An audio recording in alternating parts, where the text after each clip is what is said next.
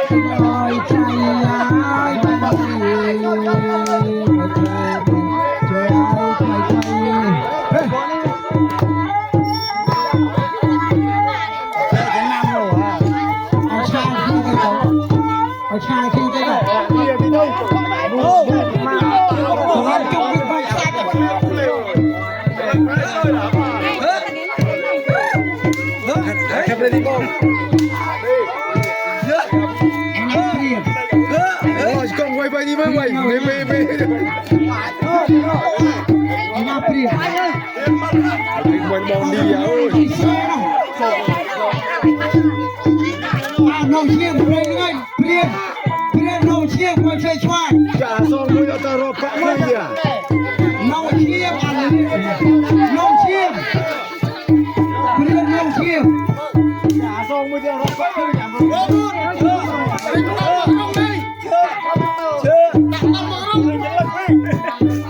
Bay chung nông sạch. Lô kê mà chưa thằng anh quay tự lô mà ai cả sọc. Lô cái chú thằng sọc sọc nè. Vô tôi cho con cái mong sạch tịch lê. Nghe mà dê đâu.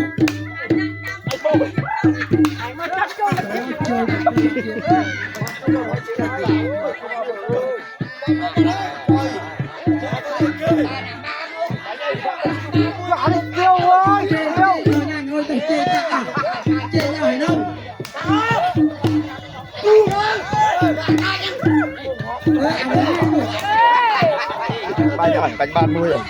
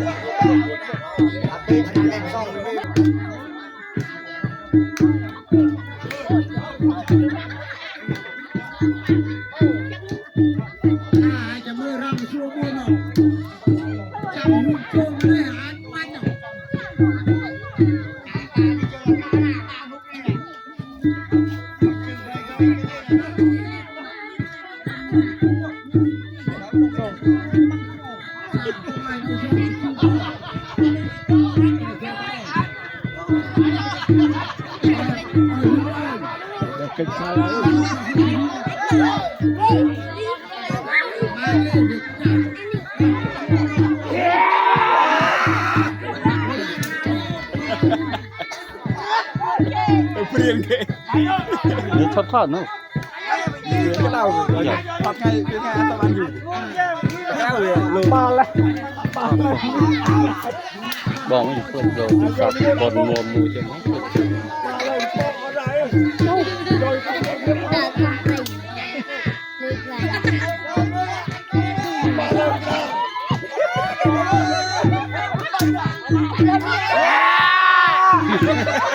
Bán muối. Đâu. Là rồi sao muối. Muối ơi.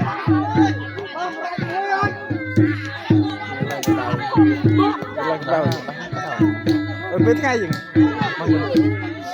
Sao nó tiền? Không, cho cái tao rồi. Mê cái này nữa. Là